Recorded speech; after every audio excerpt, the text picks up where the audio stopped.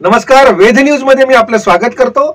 आज आपल्या समवेत आहे उच्च न्यायालयामध्ये, मुंबई येथील उच्च न्यायालयात जे विशेष सरकारी वकील म्हणून कार्यरत आहेत असे ॲडव्होकेट शिशिर शिवाजीराव हिरे। सर नमस्कार। नमस्कार।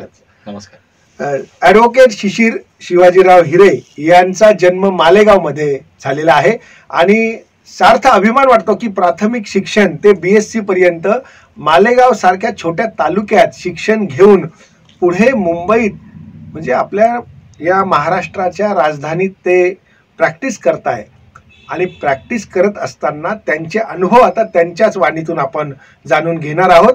मुंबई येथे विशेष सरकारी वकील, विशेष अभियोक्ता आणि स्पेशल काउन्सिलर म्हणून त्यांची नियुक्ती महाराष्ट्र शासनाने केलेली आहे। म्हणजे खूप मोठी जबाबदारी त्यांच्यावर या महाराष्ट्र शासनाने गेल्या अनेक वर्षापासून टाकलेली आहे।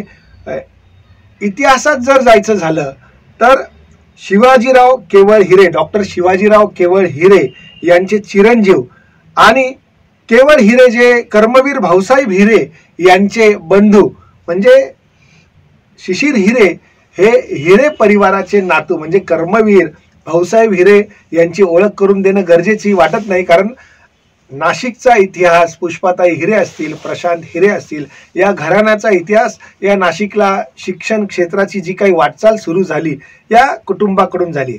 एका शैक्षणिक क्षेत्रात असलेले कुटुंब आणि त्या क्षेत्रात डॉक्टरी पेशा किंवा शैक्षणिक क्षेत्रातला पेशा देखील शिशिर हिरे यांना निवडता आला असता, पण आपल्या डोळ्यासमोर एक वेगळं व्यक्तिमत्व ठेवून ॲडव्होकेट TR पवार सारखं व्यक्तिमत्व, त्यांची प्रेरणा डोळ्यासमोर ठेवून त्यांचा जो काही ऑरा होता, त्यांचं जे काही वर्तन होतं त्या काळचं किंवा वकिली पेशा कसा असावा, तर TR पवार यांच्याकडून शिशिर हिरे यांनी तो घेतला आणि आपल्या मनाशी खुणगाड बांधून मला वकीलच व्हायचं आणि मला जनतेची सेवा करायची आहे आणि मी जनतेची सेवा करेल, ही जी काही मनाशी खुणगाड बांधणं किंवा वचन समाजाला देणं ते पुढे कसे होत गेले ते आपण आता त्यांच्याकडनं जाणून घेणार आहोत। नमस्कार पुन्हा एकदा। नमस्कार सर, मला सांगा की तुमची प्राथमिक शिक्षण हे मालेगाव मध्ये झालंय, कारण मालेगाव हा तसं बघायला गेला तर सुरुवातीला तुमच्या काळात म्हणजे 90-91च्या काळात खूप छोटा तालुका, काय सांगाल मालेगाव विषयी? 90-91लाच कशाला, आजही त्या अर्थानं हा सगळ्यात मागासलेला असा भाग आहे। म्हणजे नाशिक जिल्ह्यातल्या जर आपण सगळी टोपोग्राफी बघितली तर आपल्याला असं लक्षात येईल की चांदवडचा घाट उतरल्यानंतर जो भाग सुरू होतो ज्याला कसमादे म्हणतात, हा सर्वाधिक मागासलेला असा भाग राहिलेला आहे। आणि म्हणजे हे फार अभिमानाने सांगतो आम्ही, अशातला भाग नाही, पण ठीक आहे, त्याच मालेगावचा मी आहे, म्हणजे सगळ्यात दुर्लक्षित असा आहे। नाशिक शहरामुळे आमच्यावर प्रचंड अन्याय होतो आणि अशा दुर्लक्षित अशा भागाचा मी प्रतिनिधी आहे। माझं नुसतं प्राथमिक शिक्षणच मालेगावात झालं असं नाही, तर सांगायला मला हरकत नाही की 1ली ते 4थी मी आमच्या वडिलांच्या हट्टामुळे म्युन्सिपाल्टीच्या शाळेत शिकलो। मालेगाव नगरपालिकेची, तत्कालीन मालेगाव नगरपालिकेची जी शाळा होती त्या शाळेत 1ली ते 4थी पर्यंत शिकलो आणि नंतर मग 5वी ते 10वी काकाणी विद्यालय म्हणून आमच्या त्या काळातलं मालेगावच्या किल्ल्यातलं अतिशय नावाजलेली अशी शिक्षण संस्था। आता काहीतरी तुमचं गेट टुगेदर पण असं काहीतरी प्लॅनिंग चाललंय आमच्याकडे? आता संस्थेच्या शैक्षणिक कार्याला 75 वर्ष पूर्ण होत आहेत काकाणी शाळेच्या किंवा मालेगाव एज्युकेशन सोसायटीच्या। तर त्या निमित्ताने 7 आणि 8 जानेवारीला सुवर्ण महोत्सवी कार्यक्रम तिथे ठेवण्यात आलेला आहे। म्हणजे सर्व विद्यार्थी, माझी विद्यार्थी हे 75 साजरी, शाळेची 75 साजरी करायला आजपर्यंत तिथून जे सगळे पासआउट झालेले आहेत असे सगळे मुला मुलींचे वर्ग 7 आणि 8 जानेवारीला एकत्र येत आहेत काकाणी विद्यालयात। विद्यार्थी मित्रांनो, तुम्ही जर काकाणी विद्यालयातले असाल तर नक्की शाळेतला जो काही 75 साजरी करायची असेल, तुमच्या उत्साहात आणखी भर पडण्यासाठी तुम्ही सुद्धा जाणार आहात का तिथे? नाही, निश्चित मी जाणार आहे। मी तर आपल्या माध्यमातून विनंती करेल, काकाणी शाळेचे सर्व जे माझी विद्यार्थी विद्यार्थिनी मित्रमैत्रीण माझे इथं असतील किंवा आपल्याला आज बघत असतील, या सगळ्यांना मी विनंती करेल की आपल्या शाळेचा हिरक महोत्सव आहे आणि तुम्ही आम्ही नाही तर तो कोण दुसरं साजरा करणार आहोत। मोठ्या संख्येने या, मालेगावकर म्हणून आम्ही तुमच्या स्वागताला, तुमच्या सेवा करायला आम्ही तिथं सगळे तत्पर आहोत। आपण सगळ्यांनी यावं। मी तुमचे आभार मानतो की आपण मला ही संधी सुरुवातीलाच मिळवून दिली। क्या बात आहे। म्हणजे काकानी विद्यालय हे माझ्या माहितीनुसार कुठे एका किल्ल्यामध्ये आणि त्या किल्ल्याचा इतिहास पण आहे, मोठा इतिहास. कुठला किल्ला सांगा? मालेगावचा हा भुईकोट किल्ला आहे. राजबहादरांनी हा 1700च्या शेवटी आणि 1800च्या सुरुवातीला म्हणजे 1700च्या मध्याला कधीतरी हा किल्ला झाला होता. ह्या किल्ल्याकडे जर आपण बघितलं तर असं लक्षात येतं की आग्र्याच्या लाल किल्ल्याची ही प्रतिकृती आहे. बरं. काळ्या दगडात बांधलेली आग्र्याच्या लाल किल्ल्याची ही प्रतिकृती आहे. अतिशय भव्य आणि दिव्य असा हा किल्ला आहे. त्याच्यात आमची शाळा होती, म्हणजे आम्ही फार स्वतःला भाग्यवान समजतो की असा वारसा आम्हाला लाभला की जिथं त्या काळातले इंग्रजांच्या विरोधातल्या लढाया लढल्या गेल्या किंवा पंचक्रोशीवरती नजर ठेवण्यासाठी जो किल्ला तयार केला गेलेला होता, अशा किल्ल्यात आमचं शिक्षण झालं आणि त्या संस्थेचे आम्ही विद्यार्थी आहोत. त्याचं फार मोठं भाग्य मी समजतो. म्हणजे ज्या किल्ल्यात विद्यार्थी घडले तिथनं सैनिकही तयार झाले असतील, निश्चित झाले असतील, पण आज मात्र त्या किल्ल्यावर चहूबाजूने अतिक्रमण झाले. अरे ही दुर्दैवाची गोष्ट आहे. पण हरकत नाही, तिथनं यांच्यासारखे विद्यार्थी घडले आणि जे न्यायदानाचं काम करताय, हा तर खरोखर अभिमानास्पद ही गोष्ट आहे. आपणही आपल्या शाळेत प्रत्येकाला अभिमान वाटेल असे विद्यार्थी घडलेले बघतो. त्यातले काकानी विद्यालयातले ॲडव्होकेट शिशिर हिरे आज मुंबई गाजवताय, नव्हे तर महाराष्ट्र गाजवताय. नुकतीच अर्णव गोस्वामीची जी काही चॅनलच्या बाबतीत TRP बद्दल जी काही केस होती ती खूप गाजली सर. किंवा ममता कुलकर्णी, ऍक्ट्रेस ममता कुलकर्णी, तुम्हाला आठवत असेल त्यांची ड्रग्ज विषयी जी काही केस असेल ती सुद्धा तुमच्या मार्फत हाताळली जाते. काय सांगाल या केस विषयी, काय सांगाल?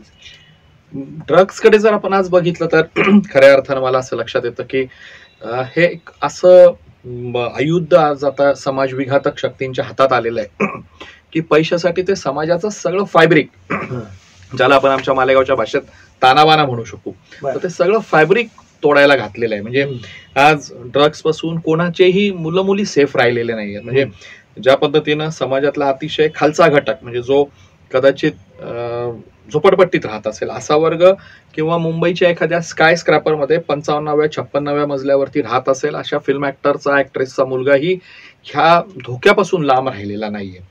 आणि म्हणून मला असं वाटतं की ड्रग्ज बाबतचे जास्तीत जास्त अवेअरनेसेस याच्यात आले पाहिजे, कारण याच्यात पैसा प्रचंड इन्व्हॉल्ड आहे. आणि तो पैसा एवढा आहे की फिल्म ऍक्ट्रेसलाही प्रमोट करतो, त्यांनाही ते आमिष इतकं मोठं असतं की त्यांनाही त्याचा व्यापार करायला भरीस घातलं जातं. आणि अशा वेळेस मला वाटतं की ह्या ड्रग्सच्या मॅनेक पासून, म्हणजे महाराष्ट्राला जर उडता महाराष्ट्र होऊ द्यायचा नसेल, उडता पंजाबच्या धर्तीवर, तर तुम्हाला आम्हाला सगळ्यांना काम करण्याची गरज आहे. आणि असं एक काम ही जी ठाणे क्राईम ब्रँचने ज्याचा शोध लावलेला होता, इफिड्रिन सारखा एक कंट्रोल सबस्टन्स जो आपल्या औषधातही असतो आणि ज्याच्यापासून प्राणघातक ड्रग्स पण तयार होतं किंवा व्यसनाधीन करणारं ड्रग्स तयार होतं, ज्याचा ग्रॅज्युअल एंड जो असतो, ज्याचा जो शेवट असतो तो निश्चित मृत्यू असतो त्या मुलाचा किंवा त्या मुलीचा. तर त्या ड्रग्सच्या ट्रॅफिकिंग वरती कंट्रोल केलं गेलं आणि मला अभिमान असा आहे की मी त्या टीमचा एक भाग होतो किंवा आजही मी त्या टीमचा एक भाग आहे. मोठ्या प्रमाणात त्याच्यात ज्याला हाय प्रोफाईल म्हणतात असे लोक त्याच्यात इन्व्हॉल्ड होते. आणि अशाही परिस्थितीत कंट्रोल सबस्टन्स असताना जवळपास 6.5 वर्ष यातल्या एकही माणसाचा जामीन होऊ दिला नाही, कारण आमच्याकडे कंट्रोल सबस्टन्स असेल तर जामीन होणं अतिशय सोपं आहे असा एक साधारणतः समज असतो. बरोबर. पण मग आता त्या केसची स्टेज काय आहे? त्या केसमध्ये आता जामीन अर्जांच्या काही सुनावण्या आजही उच्च न्यायालयात चालू आहे, यापूर्वी रिजेक्ट झालेल्या आहेत. पण यातले मान्य हे केलं पाहिजे की आरोपी हे अतिशय पोहोचलेले असतात, निर्ढावलेले असतात. हे असे खटले लवकर सुरू होऊ देत नाहीत, यासाठी मोठ्या प्रमाणात अडथळे आणले जातात आणि त्यामुळे काही वेळा अशा पद्धतीचे खटले थोडेसे रेंगाळतात असा आमचा एक अनुभव आहे. सर, हा ड्रग्ज माफियाविषयी या केस बद्दल झालं, पण तुम्ही ज्या मालेगावमध्ये शिकलात, ज्या मालेगावमध्ये तुम्ही BSc पूर्ण केल्यानंतर मुंबई सारख्या ठिकाणी जाऊन तुम्ही गव्हर्नमेंट कॉलेजमध्ये लॉ पूर्ण केलं आणि पुन्हा मालेगावला प्रॅक्टिसला आलात. मालेगावला ज्यावेळी प्रॅक्टिस केली त्या काळात म्हणजे साधारण 2000-2001च्या दरम्यान मोठी दंगल झाली. ते दंगल झाल्यानंतर ॲडव्होकेट शिशिर हिरे एक स्पार्क सारखा चमकला. आणि स्पार्क म्हणजे वकील खूप असतात हो, पण एखाद्यालाच छोट्या गावातनं मोठ्या मेट्रो सिटीमध्ये जाऊन सरकार जी जबाबदारी टाकतं, म्हणजे सरकारने जो विश्वास टाकलेला असतो तो विश्वास संपादन करून आपल्याला काहीतरी या समाजाचं देणं लागतंय, तसं कार्य तुमच्याकडनं घडलंय. मग 2001ची जी दंगल आहे त्या दंगलीत जवळजवळ 15 जणांचा मृत्यू झालेला आणि तुमच्यावर तुमच्या गावातल्या लोकांकडनंच ही मागणी झाली की तुम्हाला सरकारी वकील म्हणून हे काम मिळावं. त्यावेळी माझ्या माहितीनुसार तुमची ती क्रायटेरिया देखील पूर्ण होत नव्हती की तुम्ही सरकारी वकिलांचे सहाय्यक म्हणून काम करावं. पण हे कसं घडलं पुढे, काय सांगाल? नाही, हा निश्चितच एक अतिशय सगळ्यांच्या मलाही या गोष्टीत अनेक वेळा कुतूहल वाटतं की हे असं कसं घडू शकलं. म्हणजे वयाच्या 27व्या 28व्या वर्षी वकिलीला जोपर्यंत 7 वर्षही पूर्ण झालेले नव्हते, मी अगदी एपीपी ही राहू शकत नव्हतो. त्यावेळेस मालेगावातल्या काही पोलीस अधिकाऱ्यांनी अतिशय एकमुखानं, तत्कालीन मुख्यमंत्री होते विलासरावजी देशमुख, विलासरावांनी सांगितलं की आम्हाला हाच माणूस ह्या केसवरती विशेष सरकारी वकील म्हणून पाहिजे. मालेगावच्या संपूर्ण दंगलीची चौकशी करण्यासाठी जस्टिस के एन पाटील चौकशी आयोग निर्मित करण्यात आलेला होता. आणि एक विशेष मला सांगायला ह्या वेळेस आवडेल की कमिशन ऑफ इन्क्वायरी हे एक असं ज्युडिशियल टूल आहे की ज्या टूलला स्वतःच नियम फ्रेम करता येतात, स्वतःची प्रोसिजर फ्रेम करता येते, कायदा कुठपर्यंत आणि कसा वापरायचा हे देखील त्यांना ठरवता येतं. म्हणजे त्या बाबतीत असं म्हटलं जातं की कोणतंही चौकशी आयोग हा सुप्रीम ज्युडिशियल अथॉरिटी असं म्हटलं जातं. आणि अशा एका अथॉरिटीचं कॉन्स्टिट्यूशन केलं गेलेलं होतं, निर्मिती केली गेलेली होती की मालेगावच्या दंगलीची समूळ चौकशी करावी. का घडली, कोणी घडवली, कशा पद्धतीने झाली, पोलिसांच्या काय चुका झाल्या, काय व्हायला नको होत्या, आणि जे दोषी असतील त्या दोषींबद्दल काय करायचं, या सगळ्या संदर्भात एक प्रणाली फ्रेम केली गेलेली होती चौकशी आयोगाच्या माध्यमातून. आणि तत्कालीन अधिकाऱ्यांनी हा विषय माननीय मुख्यमंत्र्यांकडे त्या काळातल्या लावून धरला की आम्हाला यावरती शिशिर हिरे स्पेशल पीपी म्हणून पाहिजेत. मला आठवतं की मुंबईत अधिवेशन चालू होतं आणि त्या काळातल्या मालेगावचे जे ऍडिशनल एसपी होते ते मुंबईत होते. त्यांचा फोन आला की कल आप मुंबई आ सकते हो. म्हटलं आ सकता हो. मुंबईला गेलो तर म्हटलं आपल्याला विलासरावांना भेटायचंय. विलासरावांकडे आम्ही त्यांच्या बंगल्यावरती वर्षावरती सकाळच्या सुमाराला गेलो आणि ते म्हटले अच्छा तुम्ही आहात. म्हटलं हो सर. आणि ठीक आहे. मग त्यांनी लॉ सेक्रेटरी आणि होम सेक्रेटरीना फोन केला आणि सांगितलं की हिरेंची फाईल घेऊन मला विधिमंडळात दुपारी भेटा 4 वाजता. 4 वाजता त्यावेळेस जे आले लॉ सेक्रेटरी आणि होम मिनिस्टर, गृह सचिव, त्यांनी सांगितलं साहेब यांना आपल्याला स्पेशल पीपी म्हणून नेमता येणार नाही, कारण हे 7 वर्षापेक्षा कमी प्रॅक्टिस आहे आणि ते एपीपी पण नाही होऊ शकत, ही कांड बी आणि एपीपी. तर वेळेला असं वाटलं की ठीक आहे, मग आता ही सीएम डिझायरल्या मी सही करतो आणि यांची नेमणूक करण्यात यावी. आणि मग माझी त्या कामावरती नेमणूक झाली आणि नंतरचा मग सगळ्या इथे असे काम करत गेलो आणि सगळ्यांच्या आशीर्वादानं आणि केलेल्या कामामुळे कुठेतरी एका उंचीवरती जाऊन पोहोचलो. म्हणजे नक्कीच मालेगावचे जे दंगल प्रकरण असेल त्याच्यातनं अनेक लोकांवर अन्याय होत होता, त्यांना न्याय देण्याचं कार्य किंवा मालेगावचा जो काही पूर्वीचा जो काही इतिहास बघितला गेला तर मालेगाव म्हणजे दंगलग्रस्त एकदम संवेदनशील भाग असं जे काही बोललं जातंय आता काही अंशी कमी झालंय. कारण जसं जसं जग पुढे चाललंय तसं तसं मालेगाव, तुम्ही सुरुवातीला म्हटले दुर्लक्षित आहे, पण माझा अनुभव असा आहे की आता मालेगावकडे बघण्याचा दृष्टिकोन सुद्धा बदललाय.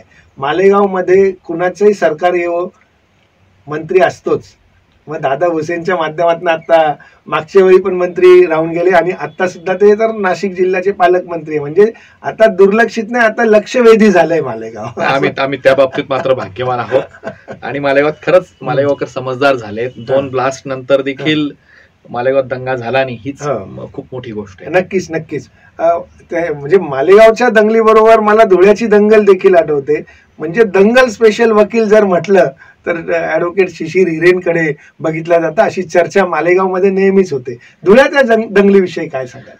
2013च्या 6 जानेवारीला, म्हणजे फार खरं अतिशय इंटरेस्टिंग असा टॉपिक आहे आणि अतिशय क्षुल्लक अशा कारण, म्हणजे बहुतांशी दंगली ह्या तत्कालिक क्षुल्लक असं कारण असतं, अनेक घटना त्याच्या मागे असतात, काही राजकीय असतात, सामाजिक असतात, पद्धतशीर अशा धार्मिक तेढी वाढवल्या गेलेल्या असतात. आणि त्या पद्धतीनं धुळ्यात 6 जानेवारीला एक दंगा झाला आणि रविवारचा दिवस होता.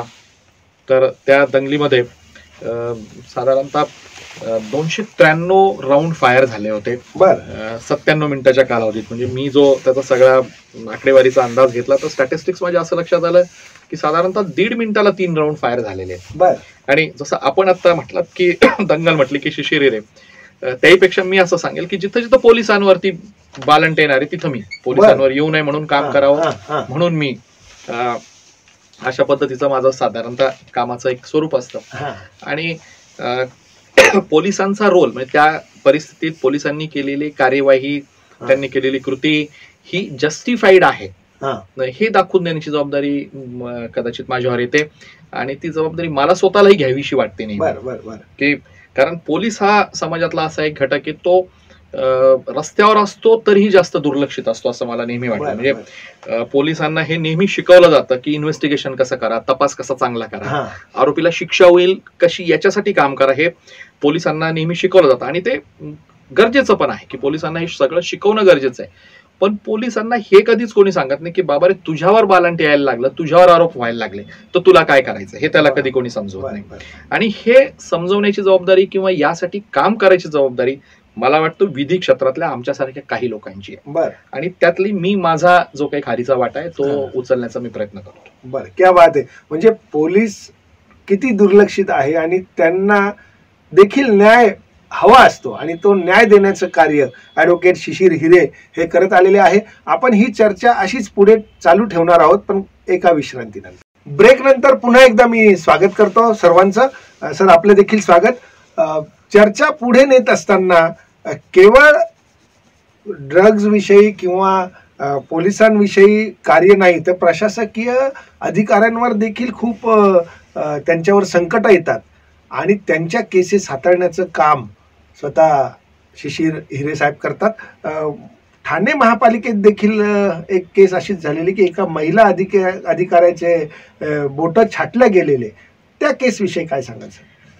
ठाणे महानगरपालिकेच्या सहआयुक्त नमिता पिंपळे यांच्यावरती साधारणतः 2021च्या ऑगस्ट महिन्यात 30 ऑगस्ट 2021ला एक अतिक्रमण काढत असताना त्यांच्यावरती एका भाजी विक्रेत्याने किंवा भाजी विक्रेत्यांच्या एका समूहाने हल्ला केला. त्याच्यात त्यांच्या मानेवरती तो घाव जाणार होता. सुदैवानं त्यांनी हात वर केला आणि हात वर केल्यानंतर त्यांच्या डाव्या हाताचे 4ही बोट, हे त्यातले 4 पैकी 3 तर पूर्ण गेले आणि एक बोटाची पूर्ण पेरापर्यंत एक तो बोट त्यांचा तुटला. मानेवरती त्यांच्या घाव घातला गेला.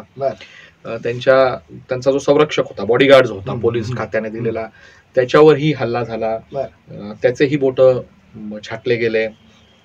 त्यांचा आणखीन एक कर्मचारी त्यांच्या बरोबर होता. त्यांच्यावर मोठा लवाजमा होता. खरं तर असं नव्हतं की अतिक्रमण काढणं हे काही एका दुसऱ्याचं काम नाहीच आहे. त्याच्यामुळे त्यांच्याबरोबर मोठ्या प्रमाणात मोठी टीम होती आणि अशा टीमवर पण हल्ला झाला आणि तो खटला प्रचंड गाजला. पेपरमध्ये सगळीकडे होता.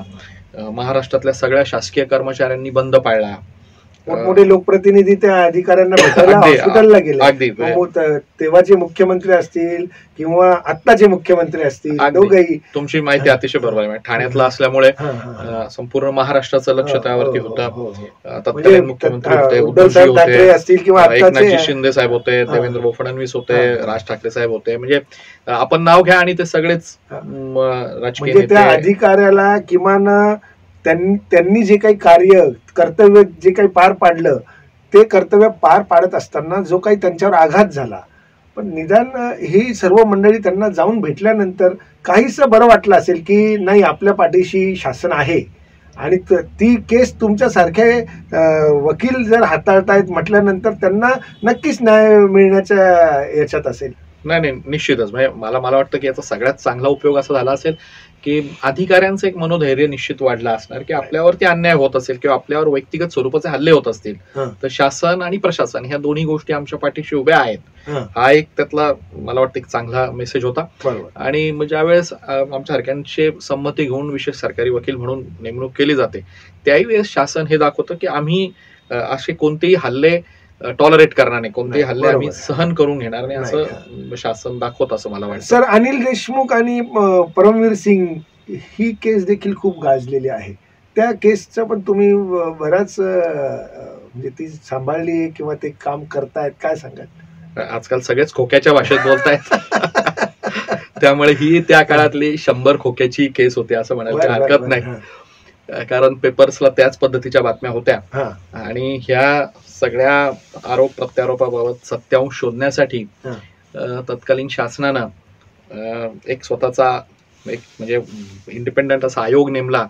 माननीय न्यायाधीश KU चांदीवाल साहेब यांच्या नेतृत्वाखाली एक आयोग नेमला होता आणि ह्या आयोगावरती मला शासनाकडनं सुरुवातीला विचारण्यात आलं की विशेष सरकारी वकील म्हणून तुम्ही काम बघणार का.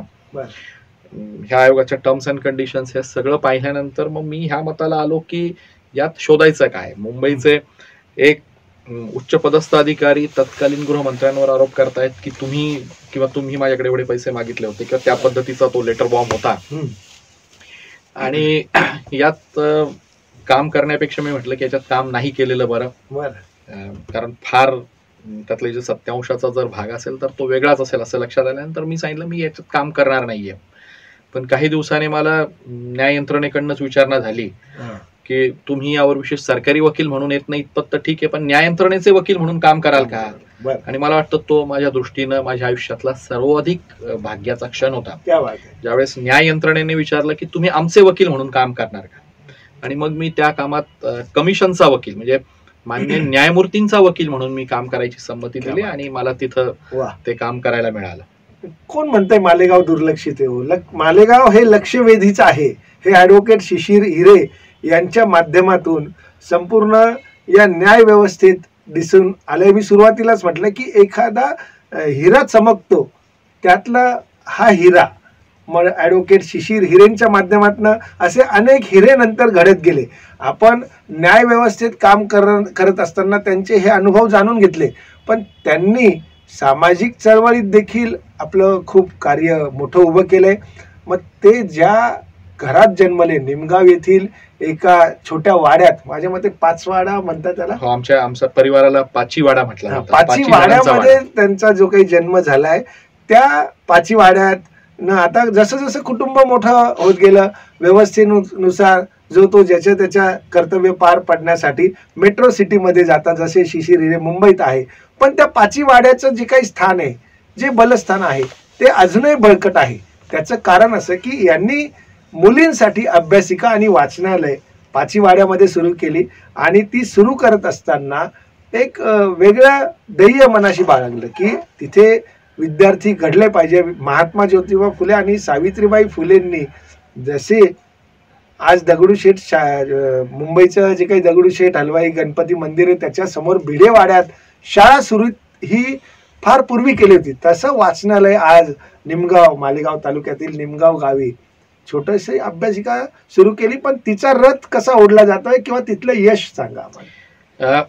खरं वाटतं पाचीवाडा हा आमच्या कुटुंबाला म्हटलं जातं, पाचीवाड्यातले असं आमच्या कुटुंबाला म्हटलं जातं. म्हणजे हिऱ्यांचं जे गाव आहे ते निमगाव, त्या निमगावातला एक जो घटक आहे तो पाचीवाड्याचा घटक आहे, त्यातला मी एक सदस्य आहे. जे सोसायटीचं घर म्हटलं जायचं, म्हणजे जिथं निमगाव एज्युकेशनची स्थापना झाली, निमगाव एज्युकेशन सोसायटीची, ज्या निमगाव एज्युकेशन सोसायटीचं पुढे महात्मा गांधी विद्या मंदिरच्या स्वरूपात वटवृक्षात कर्मवीर भाऊसाहेब हिरे, आमचे काका कैलासवासी व्यंकटरावजी हिरे आणि प्रशांत दादा यांच्या माध्यमातून आमचे आजोबा केवळ राघो हिरे यांनी घडवलं. तर ती जी जागा होती जिथं स्थापना झाली ते सोसायटीचं घर, जिथं NDCC बँकेची पण स्थापना झाली, नाशिक जिल्हा मध्यवर्ती बँकेची संकल्पना तिथं तयार झाली, कागदपत्र तिथं तयार झाले आणि मग नाशिक जिल्हा मध्यवर्ती सहकारी बँक सुरू झाली.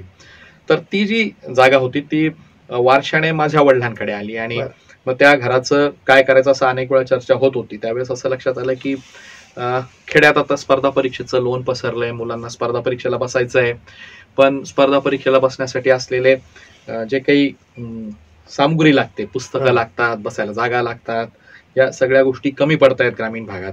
आणि मग सगळ्यांना शहरात जाणं परवडत नाही, मग यांची कुठेतरी आपण ग्रामीण भागातच सोय केली पाहिजे या विचाराने साधारणतः 1 वर्षभरापूर्वी आम्ही निमगावात एक वाचनालय सुरू केलं, अभ्यासिका सुरू केली, वाचनालय आणि अभ्यासिका. मुलींनी मात्र सांगितलं की आमचे लग्न झाल्यानंतर तुम्ही आता आमची वेगळी सोय करणार का, कारण मुलींना ती अडचण होते. आणि हा विषय खरंच माझ्या दृष्टीने अतिशय पंचिंग असा होता, एक कुठेतरी ठोसा मारल्यासारखा होता की आपले सगळे जुने पूर्वधुराणी म्हणजे आपण अतिशय योग्य पद्धतीनं सावित्रीबाई फुल्यांचं नाव घेतलं, त्यांनी त्या काळात जे काम केलं होतं त्यालाही आपण आज कुठे पुढे नेऊ शकत नाही का. आणि म्हणून मग मुलींसाठी एक स्वतंत्र अभ्यासिका आम्ही तिथं सुरू केली. सांगायला हरकत नाही की 3 मुली आणि 8 मुलांना स्पर्धा परीक्षेच्या माध्यमातून, मी असं म्हणत नाही की सगळेच कलेक्टर होत आहेत, पण कुठेतरी आर्मी भरतीत स्थान नुकतंच मिळालेलं आहे. वा वा, क्या बात आहे. म्हणजे विद्यार्थी त्यांना जी काही मदत आहे ती तर करणं कर्तव्य आहे, पण त्यांना पुढे अभ्यासिका चालवणे किंवा सुरू करणे, रिपीट, अभ्यासिकेची स्थापना करणे किंवा वाचनालय सुरू करून देणे इथपर्यंत न थांबता आपलं जे काही ज्ञान आहे ते ज्ञान इतरांना मिळावं म्हणून लेखनाची जबाबदारी देखील ॲडव्होकेट शिशिर हिरे यांनी पार पाडली. लँड इश्यू नावाचं जे आपले नाशिकचे माझ्या माहितीनुसार अप्पर जिल्हाधिकारी होते शेखर गायकवाड साहेब, आता ते साखर आयुक्त पुणे येथे कार्यरत आहेत. त्यांच्या समवेत लँड इश्यू नावाचं पुस्तक आपण त्याचं लिखाण केलंय. त्याचबरोबर आर्थिक गुन्हे का व कसे, म्हणजे आर्थिक गुन्हे कसे घडतात ते का व कसे घडतात याविषयी देखील एका पुस्तकाचं लेखन आपण केले. दोन्ही पुस्तकांविषयी काय सांगाल? खऱ्या अर्थानं लँड इश्यूज हे जे पुस्तक लिहिलं, लँड इश्यूज इन इंडिया ह्या नावानं लिहिलं. ते मोठा व्यापक असा विषय घेऊन आम्ही लिहिलं, पण तो हे मी निश्चित मान्य करेल की ते आम्ही कोणत्याही वकिलांसाठी म्हणून लिहिलं नाही. सर्वसामान्य माणसाला जमिनीच्या विषयक सर्व गोष्टींचं माहिती असावी. म्हणजे येणे म्हणजे काय असतं प्रचंड, तेवढ्यासाठीच म्हणजे जास्तीत जास्त जनता सजग असली पाहिजे जमिनीच्या क्षेत्रात. कारण आपण जर रेशो काढला तर आर्थिक गुन्ह्याचं सगळ्यात जास्त प्रमाण हे मल्टी चेन मार्केटिंग नंतर जर कुठे असेल तर जमिनीच्या प्रकारात आहे. म्हणून मग सर्वसामान्य माणसाला जमीन विषयक कायद्यांची, त्यातल्या विविध तरतुदींची, घडणाऱ्या घटनांची माहिती असावी यासाठी एक सोपं गोष्टीरूपी पुस्तक तयार करावं, हा मूळ उद्दिष्ट घेऊन आम्ही सुरू झालेलो होतो. पण नंतर लक्षात असं आलं की गोष्टी रूपापेक्षाही चित्ररूप करता येईल का, आणि म्हणून मग आम्ही त्या कायद्यातल्या त्या विशिष्ट तरतुदींमधल्या जे काही ठळक अशी गुणवैशिष्ट्य आहेत ते लोकांसमोर आणण्याचा प्रयत्न केला. आणि सांगायला अतिशय आनंद वाटेल की त्यातलं दुसरं एडिशन आता येत आहे त्या पुस्तकाचं. क्या बात आहे. म्हणजे चित्ररूपी पुस्तक हे सामान्य एखाद्या अशिक्षित व्यक्तीला सुद्धा समजावं. कारण पूर्वी एकेका व्यक्तीच्या नावावर 100 एकर शेती असायची हो. आता साधा प्लॉट सुद्धा राहत भूमी म्हणजे आणि त्याच्यातनं जी काही फसवणूक होत होती ती थांबवण्याचं, ती थोपवण्याचं काम तुमच्या माध्यमातून या लँड इश्यू या पुस्तकाच्या, शेखर गायकवाड साहेबांचं नाव तर आपल्याला ज्ञातच आहे. कारण ते नाशिकमध्ये ज्यावेळी हे अप्पर जिल्हाधिकारी म्हणून काम करायचे तर आमचा संपर्क बातम्यांसाठी यायचा त्यांच्याबरोबर नेहमी. आणि त्यांच्याकडे सुद्धा न्यायदानाचं काम होतं की एखाद्या शेतकऱ्यावर किंवा एखाद्या प्लॉट धारकावर जर अन्याय होत असेल तर ते निश्चितपणे न्याय तेव्हाही द्यायचे आणि आताही ते तुमच्या या लँड इश्यू पुस्तकाच्या माध्यमातून देत असतील. आर्थिक गुन्हे कसे, त्या पुस्तकाविषयी काय? आर्थिक गुन्ह्याविषयी महाराष्ट्राचे तत्कालीन पोलीस महासंचालकांशी मी एकदा चर्चा करत होतो आणि मग असाच विषय निघाला. अरविंद नाही, मी सुबोधजी जसवालांशी चर्चा करत होतो, जे आता सीबीआयचे आज डायरेक्टर आहेत. सरांशी बोलत असताना आर्थिक गुन्ह्यांविषयी चर्चा सुरू झाली आणि ते म्हटलं की सर्वसामान्य माणूस जर सगळ्यात जास्त कुठे भरडला जात असेल तर तो आर्थिक गुन्ह्यात भरडला जातोय. म्हणजे नाशिकचंच उदाहरण घेतलं तर तुमच्याकडे केबीसी आहे, तुमच्याकडे वृद्धी म्हणून वापरल्या गेलेल्या अनेक योजना आहेत, धनवृद्धी अशा मोठ्या प्रमाणात. रोलेट काहीतरी एक प्रकरण होतं, कमी पैशात आमिष दाखवणं. मला याच्यासाठी एक गोष्ट नेहमी आठवते. आमचे मालेगावचे जुने नेते निहाल अंबद नेहमी असं म्हणायचे की लालची गाव में लबाड भुका नहीं मरता. हा त्यांचा हा जो डायलॉग आहे हा फार म्हणजे ग्रास रूट, म्हणजे रूट पर्यंत जातो कोणत्याही समस्येच्या, की फसवणूक कशी होते. तर माणसाची लालच जी काही असते, माणसाला जे प्रलोभन असतं, अरे मला कमी श्रमात पैसे मिळायला पाहिजे, आणि म्हणून लबाडांचं फावतं. आणि मग ह्या अशा लबाडांचं फावू नये यासाठी एक पुस्तक तयार करावं अशी आमची त्या काळात चर्चा झाली 2000 साधारणतः 17-18च्या दरम्यान. आणि जसवाल साहेब मला वाटले की ते जे काही लिहायचंय ते मराठीत लिहायचंय. आणि मला खरंच त्यांच्या विजनचं कौतुक वाटतं. कारण महाराष्ट्रातला फसवला जाणारा सर्वसामान्य माणूस हा मराठी भाषिकच आहे. बरोबर. इथं ज्याला इंग्लिश बोलता येतं किंवा एखाद्या मोठ्या कंपनीत नोकरीला आहे किंवा तो त्याचा डायरेक्टर आहे, त्याचं फसवणूक होईल अशी शक्यताच नाहीये. मग फसणार कोण आहे तर कनिष्ठ वर्ग, मध्यम वर्ग, कनिष्ठ मध्यम वर्ग किंवा मध्यम वर्ग आणि उच्च वर्गाच्या मध्ये कुठेतरी लटकलेला जो काही सदा कन्फ्युज असा वर्ग आहे तो फसेल. आणि म्हणून यांच्यासाठी हे पुस्तक मराठीत लिहिलं गेलं पाहिजे अशी ती धारणा होती. आणि म्हणून ते पुस्तक आम्ही मराठीत दिलं.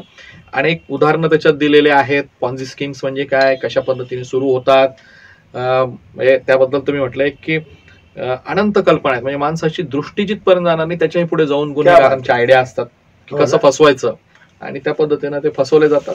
रोजचे आपल्याला रोजचे आपल्याला जे फिशिंग कॉल्स येतात तेही त्याचाच एक प्रकार आहे. कॉल सेंटरचा देखील फ्रॉड तुम्ही ती केस. हो म्हणजे एक आता विषय निघाला म्हणून शॅगी ठक्कर म्हणून साधारणतः 20 वर्षाचा एक मुलगा होता गुजरातचा. आणि हा शॅगी ठक्करला एक लक्षात आलं होतं की जर तुम्ही अस्खलित अशा ऍक्सेंट्स मध्ये म्हणजे अमेरिकन ऍक्सेंट्स मध्ये जर अमेरिकन माणसाशी बोलू शकलात व्हॉइस ओव्हर प्रोटोकॉलवर ना, जिथून नंबर दिसत नाही किंवा नंबर दिसला तर अमेरिकन नंबर दिसू शकतो, अशा पद्धतीने अरेंजमेंट करता येते. तर त्यांनी मुंबईच्या जवळपास मीरा रोड, भाईंदर, बोरीवली, मुंबईच्या सगळ्या बाजूला एक कॉल सेंटर्स त्यांनी तिथं स्थापन केलेले होते. आणि त्या कॉल सेंटर्सच्या माध्यमातून अमेरिकन टॅक्स पेयर्सला कॉल जायचे आणि त्यांना सांगितलं जायचं की आम्ही IRS मधून बोलतोय, म्हणजे इंटरनल रेव्हेन्यू सर्व्हिस मधून बोलतोय. इंटरनल रेव्हेन्यू सर्व्हिस म्हणजे आपल्याकडच्या DRI सारखी, आपल्याकडच्या CBI सारखी, किंवा आपल्याकडच्या आत्ताच्या सगळ्या ज्या तुमच्या आवडत्या परिभाषेत ED सारखी संस्था आहे, म्हणजे ज्यांचा फोन आला तरी लोकांना घाम फुटतो, अशी ती IRS आहे अमेरिकेतली. आणि त्या IRS मधून कॉल जातो म्हटल्यावर ते माणसाचे पाय तिथंच लटपटायचे, त्या अमेरिकन माणसाचे लटपटायचे. आणि मग त्याला सांगितलं जायचं की बाबा रे तू असा गुन्हा केलाय, आणि त्याच्या बऱ्यापैकी डिटेल्स होत्या. म्हणजे आता झालं असं आहे की ह्या इंटरनेटच्या वैश्विक जाळामुळे आपण एकमेकाशी एवढे निगडीत झालो आहे की कमोद साहेबांचं अकाउंट कुठे हे मला सहज कळलेलं आहे, त्यांचं कोणत्या बँकेत कर्ज आहे तेही मला माहिती आहे, त्यांचं डिपॉझिट्स कुठे पडले तेही मला कळतंय. आणि मग याचा वापर करून ते त्यांना सांगितलं जायचं की तुझा सोशल सिक्युरिटीचा नंबर हा आहे, तुझा ड्रायव्हिंग लायसन्सचा नंबर असा आहे, आणि आता मी सगळं सीज करतोय कारण तू टॅक्स चुकवलाय. बरोबर. आणि कोणताही माणूस काम करत असताना थोड्याफार त्रुटी ठेवतो, चुका होतातच, शहाण्या माणसाकडनं चुका होतात. सगळ्यात चुका ह्या गुन्हेगारी पद्धतीच्या असतात का, तर त्याचं उत्तर आहे नाही. काही चुका अनहूत पद्धतीने होतात, कुठेही हेतू नसतो, पण अशा अहेतुकी चुका होतात.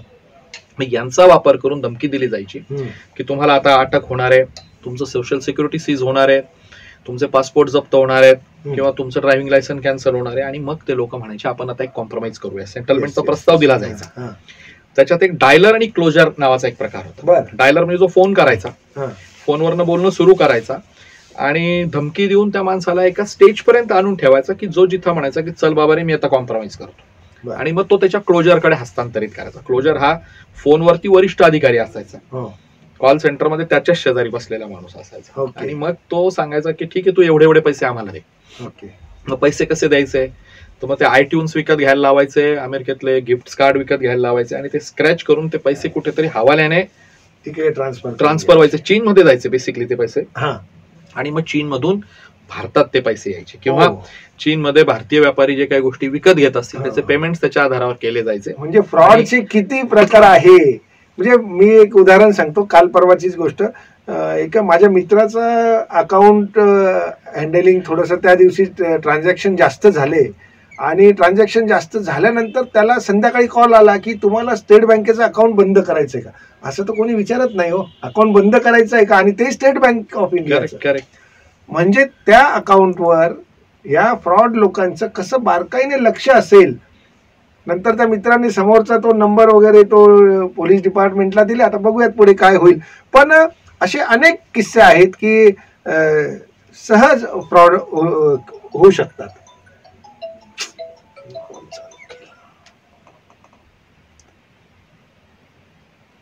मी चालू केला फोन चंद्रपूर सरांसाठी. रेडी. असे अनेक फ्रॉड आहेत, त्याच्यातनं सामान्य जनते होरपळून निघते. तुमचं आर्टिकल 21-22 हे देखील पुस्तक आहे सर. हे पुस्तक येऊ घातलेलं आहे, लिहून तयार आहे. प्रकाशनाची वाट पाहतोय, शेवटचा हात मारायला वेळ मिळत नाहीये. काय नेमकं थोडा आशय सांगाल आमच्या दर्शकांना. कस्टोडियल डेथ नावाचा एक प्रकार असतो, किंवा कस्टोडियल टॉर्चर नावाचा एक प्रकार असतो. म्हणजे जे पोलीस खात्याशी संबंधित आहेत त्यांना तर तो विषय पटकन लक्षात येईल तो काय आहे.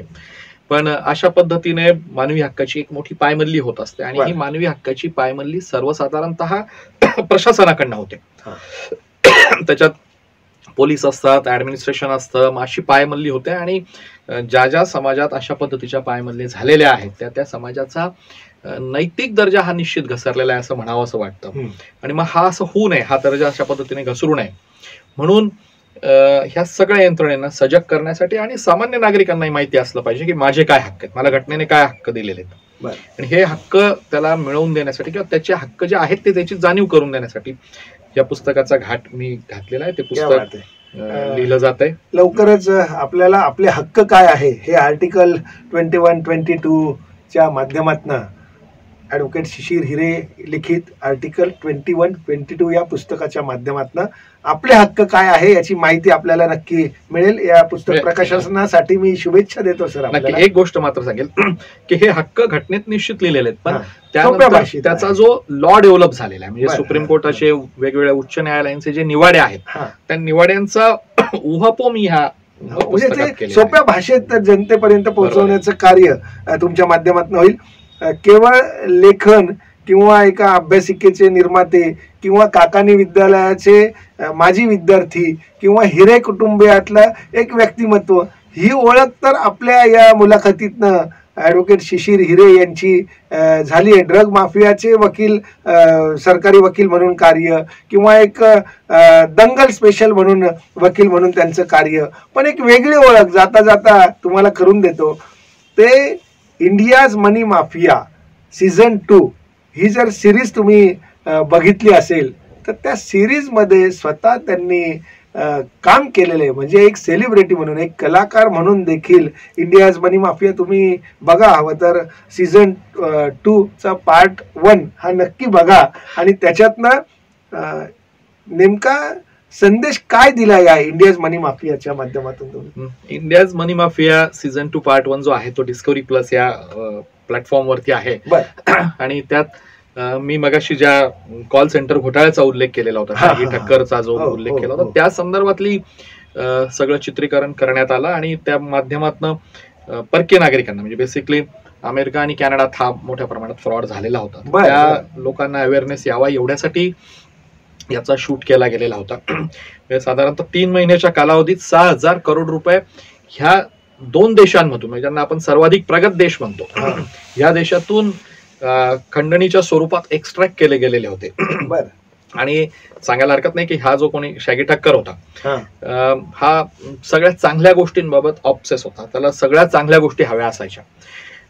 विराट कोहलींची त्या काळातली 52 करोड रुपयाची गाडी त्याने अशी विराट कोहलीकडे जाऊन सांगितलं, हा 52 करोडचा चेक, ही गाडी मला, आणि ती गाडी त्या शॅगीने विकत घेतली होती. म्हणजे अशा पद्धतीचा हा सगळा होता फ्रॉड. त्यात मी दाखवण्याचा प्रयत्न केला. त्यात कलाकार म्हणून नाही तर मी स्वतःच माझा रोल केला. मी जे काही विशेष सरकारी वकील म्हणून काम केलं होतं तीच गोष्ट मी नॅरेटिव्ह फॉर्म मध्ये सांगितली. याच्यावरती व्हॉइस ऑफ अमेरिका हे जे रेडिओ चॅनल आहे त्या रेडिओ चॅनलनेही त्यांची साधारणतः 9 तासाची ऑडिओ सिरीज केलेली आहे. तिच्या ती ह्या केसचं नॅरेटिव्ह जे आहे, म्हणजे माझ्या पार्टचं नॅरेटिव्ह हे मीच स्वतः केलेलं आहे. साधारणतः डिसेंबर हा त्यांचा पीक सीझन असतो 25 डिसेंबर पासून, तर ह्या येत्या 25 डिसेंबर 2022 ला ती सिरीज व्हॉइस ऑफ अमेरिकावरती, म्हणजे मालेगावचा आवाज 7 समुद्रापार पोहोचवण्याचं कार्य ॲडव्होकेट शिशिर हिरे यांनी केलंय. पुन्हा एकदा मी सांगतो की आपलं नाशिक छोटं नाहीये, मालेगाव छोटं नाही, आपण दुर्लक्षित अजिबात नाही. जर तुम्ही 7 समुद्रापार जाऊन चमकताय तर हिरेंसारखे तारे या जमिनीवर आहे. तर असंच नाशिकचा आणि मालेगाव सारख्या छोट्या गावांचा विकास व्हावा. जाता जाता हे नवीन जे काही वकील तयार होत आहेत, आता शिक्षण घेत आहेत किंवा पदवी घेऊन बाहेर पडतायत, यांना काय संदेश द्या. एक नक्कीच यांना सगळ्यांना सांगेल की वकिली सारखं चांगलं प्रोफेशन नाहीये. हे प्रोफेशन फक्त स्वतःसाठीच चांगलं आहे का, तर तसं नाही. तर ते तुम्ही ज्या समाजात आहात त्या समाजासाठीही अतिशय उपयुक्त आहे. पण वकिली करत असताना फक्त मी आणि माझी वकिली एवढ्याच करता पाहू नका. मी स्वतःवरनं सांगेल की मालेगावच्या समस्यांबद्दल मी सातत्यानं लिहित असतो, वर्तमानपत्रात लिहित असतो, बोलत असतो, वेगवेगळे समाज माध्यम मी वापरत असतो. वर्तमानपत्रात तर मी याबद्दल सातत्याने आवाज उठवतोय, कारण मी आणि फक्त माझी वकिली हा वकिलाचा पेशा नाही. आपण जर भारताच्या संपूर्ण इतिहासाकडे बघितलं तर आपल्या लक्षात असेल की हा देशच वकिलांनी घडवलेला आहे. आणि मग हा देश जर वकिलांनी घडवलाय तर हा देश पुढे नेण्याची ही जबाबदारी आज वकिलांवरच येऊन घातलेली आहे. आणि म्हणून सगळ्या नवीन वकिलांनी वकिलीवरती प्रचंड प्रेम करावं. वकिली हाच माझा जीवना मरणाचा सोर्स आहे हे लक्षात ठेवून वकिलीवर प्रेम करावं. वकिली आज न उद्या व्यापक प्रमाणात देते, जेवढं तुम्ही पेराल त्यापेक्षा डबल वकिली तुम्हाला परत देत असते. आणि मला वाटतं मेहनत हाच वकिलीतला एकमेव धर्म आहे आणि तो प्रामाणिकपणे केला पाहिजे. हे नवीन होऊ घातलेल्या वकिलांसाठी हा संदेश असेल, पण तुमचं देखील काहीतरी ध्येय किंवा उद्दिष्ट असेल सुप्रीम कोर्टापर्यंत जायचं किंवा काय, नक्की काय तुमचं? नाही, मला असं वाटत नाही की सुप्रीम कोर्टापर्यंत किंवा उच्च न्यायालयापर्यंत किंवा कोणत्या तरी एखाद्या न्यायालयापर्यंत गेलं पाहिजे. मला असं वाटतं ज्या न्यायालयात आपण आहोत, मग ते कोर्टाचं किंवा न्यायालयाला ज्या अर्थाने आपण रूढ अर्थाने म्हणू ते न्यायालय असो किंवा जनतेच्या दरबारातलं न्यायालय असो, जिथं कुठे असो तिथं अतिशय प्रामाणिकपणे प्रयत्न करावा, जनतेच्या समस्या सोडवण्यासाठी, सिस्टीम बदलण्यासाठी प्रयत्न करावा, एवढं मात्र मला निश्चित वाटतं. नक्कीच. हे तर म्हणजे तुमचा हा मनाचा मोठेपणा आहे. जिथे जिथे मंदिर असेल तिथे तिथे आपण नतमस्तक होतो, तसं जिथे जिथे न्याय देता येईल तिथे तिथे हिरेंसारखे वकील घडावे, काम करा, हाच याच्यातनं संदेश आहे. सर, तुमच्या कुटुंबाविषयी काय सांगा? मला एकदा एका इंटरव्ह्यू मध्ये विचारलं गेलं होतं 2010ला. रोटरीचा इंटरव्ह्यू होता आणि रोटरीची एक GSC टीम जाते, म्हणजे ग्रुप स्टडी एक्सचेंज टीम परदेशात जात असते, पूर्वी जायची, आणि त्यात सगळे प्रोफेशनल्स असतात, व्यावसायिक असतात, आणि त्यांना एक रोटरियन लीड करतो. मी रोटरियन आहे. रोटरी क्लब जी इंटरनॅशनल संस्था आहे तिचा मी एक सदस्य आहे मालेगावच्या एका क्लबचा. मला विचारलं होतं की आई वडील कुठे राहतात, तर मी त्यांना फार याच्याने सांगितलं होतं की मी आई वडिलांमध्ये राहतो. मी आजही सांगेल की आमचं जॉईंट फॅमिली, संयुक्त अशी फॅमिली, मी, माझे मोठे बंधू, त्यांची मुलं, मी, माझी पत्नी वृषाली, आमचे दोन्ही मुलं आणि आई वडील, अशी आमची आजही जॉईंट फॅमिली आहे. माझ्याच लग्नाला आज 23 वर्ष होत आहेत, बंधूंच्या लग्नाला त्याही पेक्षा जास्त आलेत, पण एवढ्याही कालावधीपासून आम्ही एक जॉईंट फॅमिली म्हणून आहोत. बॉन्डिंग आहे. एक नक्कीच आहे की मी सतत बाहेर असतो. माझी मिसेस वृषाली आज नाहीये इथं घरी. तिचा पाठिंबा, आई वडिलांचा पाठिंबा, मोठ्या बंधूंचा आधार, आणि माझे जे असोसिएट्स आहेत, ज्युनियर असोसिएट जे माझे आहेत, मी नेहमी सांगतो की हा वकील हा एकटा कधी घडू नाही शकत. तो घडायचा असेल तर सगळं कुटुंब लागतं. ज्यांची मी नावं घेतले, आई वडील, भाऊ, पत्नी, या सोबत माझा जो मित्रवर्ग आहे आणि ज्युनियर असोसिएट्स माझे जे आहेत, यांचा मला प्रचंड पाठिंबा आहे, आणि त्यांच्या पाठिंब्याशिवाय कुठेही वाटचाल मी करू शकलो नसतो. माणूस कितीही भरारी घेत असला तरी तो जमिनीवर कसा असतो याचं मूर्तिमंत उदाहरण म्हणजे ॲडव्होकेट शिशिर हिरे. आपल्या कुटुंबालाही सोडवत नाही, आपल्या मित्रांनाही सोडवत नाही, किंवा आपल्याबरोबर काम करणारे जे काही असोसिएट मधले त्यांचा जो काही ग्रुप असेल त्यांनाही सोडवत नाही. शिशिरजी, आपण इथे आलात, आपले विचार वेद न्यूज परिवाराच्या माध्यमातून दर्शकांपर्यंत पोहोचवले. नवीन होऊ घातलेल्या वकिलांना देखील आपण चांगला संदेश दिला. काम करत असताना प्रामाणिकपणे काम करा, आणि मालेगाव हे पुन्हा एकदा तुम्ही गाजवलं आणि पुढेही गाजवत राहाल, याच वेद न्यूज परिवाराकडून शुभेच्छा देतो. आपण बहुमूल्य वेळ दिला त्याबद्दल मी पुन्हा एकदा आपले आभार मानतो. धन्यवाद. मी देखील आपले आभार मानतो.